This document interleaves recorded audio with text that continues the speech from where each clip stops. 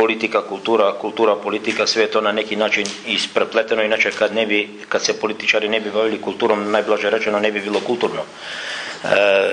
Ja sam se pre bavio kulturom, a posle politikom, i ako mi ne afirmišemo i našu kulturu i naš jezik i tradiciju i tako dalje, onda svrha bavljenja politikom bi bila bespredmetna.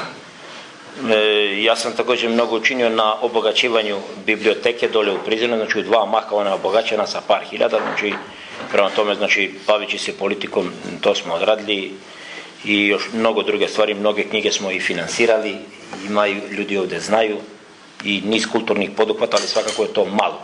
I ja se u potpunosti slažem također, ajde da ponovo pomenem moju prijateljicu gospođu Fehmiju, da ona je u pravu da je premalo možda uloženo u kulturu, ali nažalost ima mnogo toga da se dovrši i mnogo toga da se uradi, pa eto, kultura nam je ipak nekako u zapečku, mi je moramo podići na jedan ne malo nego mnogo veći nivo, sa time se slažem, ali moramo i mi sami dati svoj doprinos. Onda bi se nadovezao na Hadži Ajeta i pošao bi od Džafera. Nažalost, Džafer ne da možda postane direktor Hadžija, nego on je završio karijeru još pre rata i on nije dobio ni penziju, nego je skinut pre penzionisanja, zamenio ga je neki Nidžo. Prema tome, znači, daj da bar odradimo da Džafer dobije dostojnu penziju, sa time se slažem, jer i to pravo mu je bilo ukinuto. Ali ako se sami ne potrudimo, sigurno će on ostati i bez penzije. Ja retko pišem pesme, ali pročitat ću vam nekoliko podataka ovdje i u hatar tim podacima ću vam jednu kratku pesmu pročitati. Ja sam pre negde više od 1.5 godina ovdje uradio jednu analizu koliko je iz Donjeg Ljubinja vani. Donje Ljubinje ima oko 2300 stanovnika.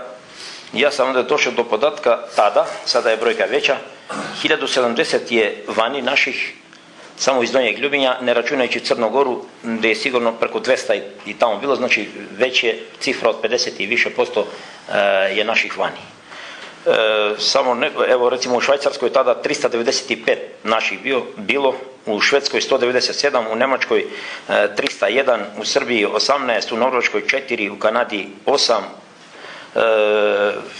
Austriji 25, Italiji 65, Americi 20, Francuskoj 13 i tako dalje, znači cifra od 1070.